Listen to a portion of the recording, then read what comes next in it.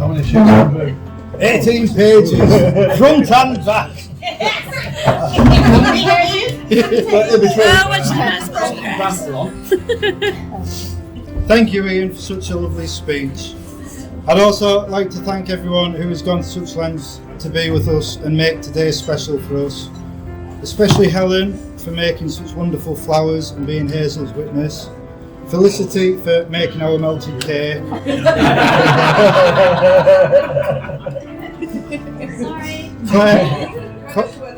Claire for sorting the decorations.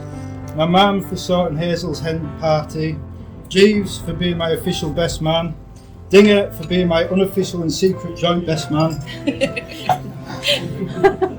Kelly for accentuating Hazel's beauty with makeup.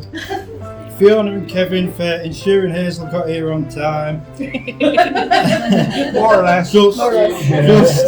More or less. And Jack and Tilly for being such little stars throughout all this process. For giving us lots of hugs whenever we got stressed. And for helping your mum this morning. We're very grateful for everything you've all done, and you all deserve a round of applause.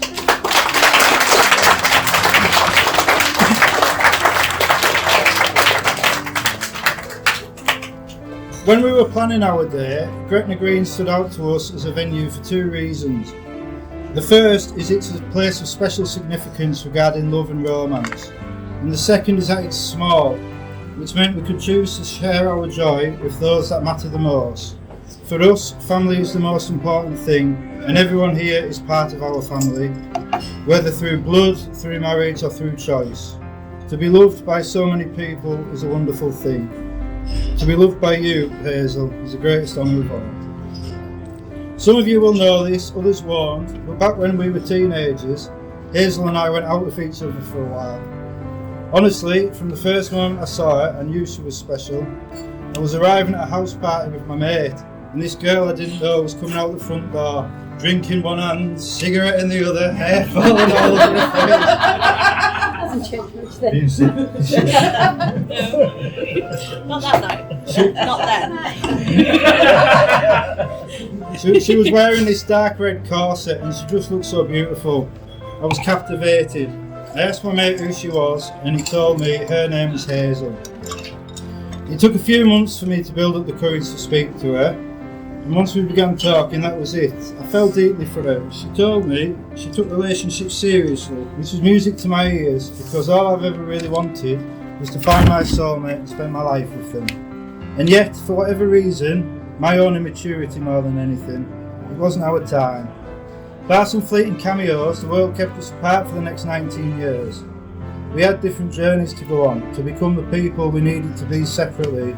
So when the world reunited us, we were ready. She needed to find Tilly and Jack. Cliché as it sounds, I needed to find myself. Something many of you know was quite a challenging process, and one I would never have managed without the love and support of those I invited here today. That process of building myself up ended the day I came into this very pub with Burnsy.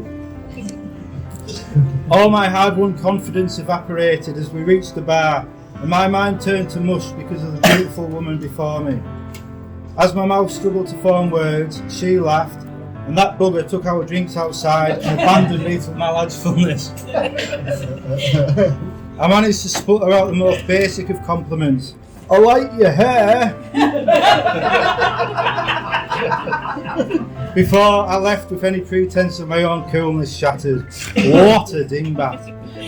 It was almost as embarrassing as a few months earlier when the gang and I came in here after a day on the drink, and I whispered to them about how fit the same barmaid was. Quiet enough so that only the entire pub could hear. Anyway, we had our pint, and then I went to go and film Penrith's premier gangster rapper Dancing in the Woods for Rory Stewart. As I left, I sent her a message saying it was nice to see her. After her shift ended, she replied, asking to meet me for a coffee. Of course I accepted. How could I not? That first date of our second chance at love, I was still rather lodgeful. At least this time, I was actually able to talk a bit more normally, but only if I focused on this little fly that was buzzing around the window. It's amazing we got this far, really. We had a walk around Carlisle after eating, and we ended up having a look around the cathedral. And as we went through the various rooms into the main hall, I remarked that it was our first date and she was already walking me down the aisle. 4 years to the day later, we've done it for real, and now I never have to pretend to be cool again, because she knows I'm not, and she shows me anyway. Of course, today isn't just about us. It's about those two wonderful twins over there in the corner, Jack and Tilly. As someone who wasn't exactly an ideal kid for anyone loving my mum, it would have been pure karma if they'd been little nightmares.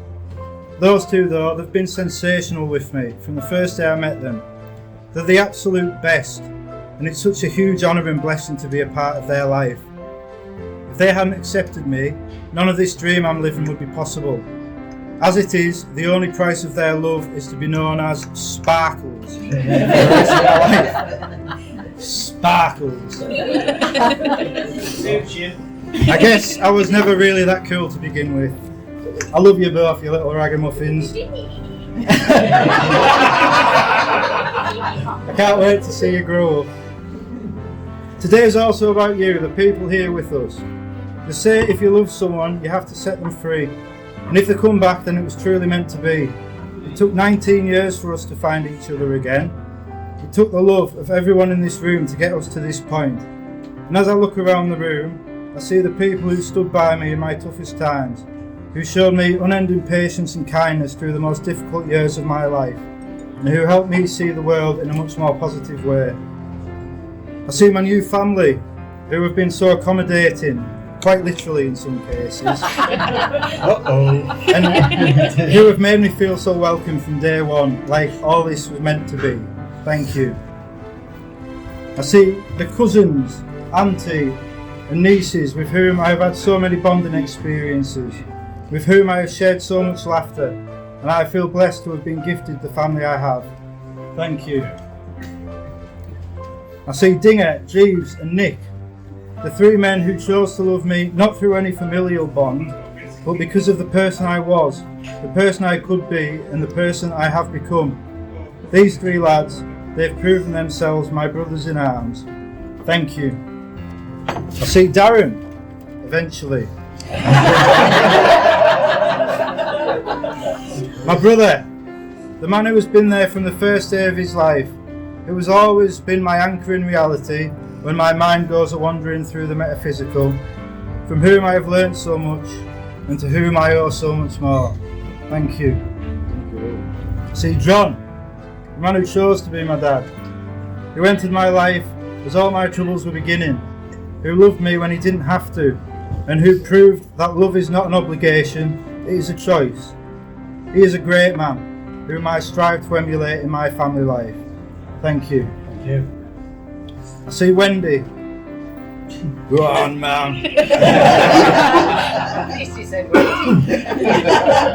I see Wendy, my mother, my guardian angel, who has been through so much to get me here today, and who has been a beacon of light amid the darkness. I hope she feels all her sacrifices for me were worth it. I've not always been the best son, but your love afforded me the chance to become a better man, one you can be proud of. Thank you. And I see my new wife. So many years on from when I first saw you, you still take my breath away. I see you, and I know everything I've been through, all of it was worth it, because it brought me here to you, Hazel. Your heart is my home, and it is where I will stay from this day until the end of my days. We're going to have a wonderful life together. Thank you for choosing me, and thank you for loving me.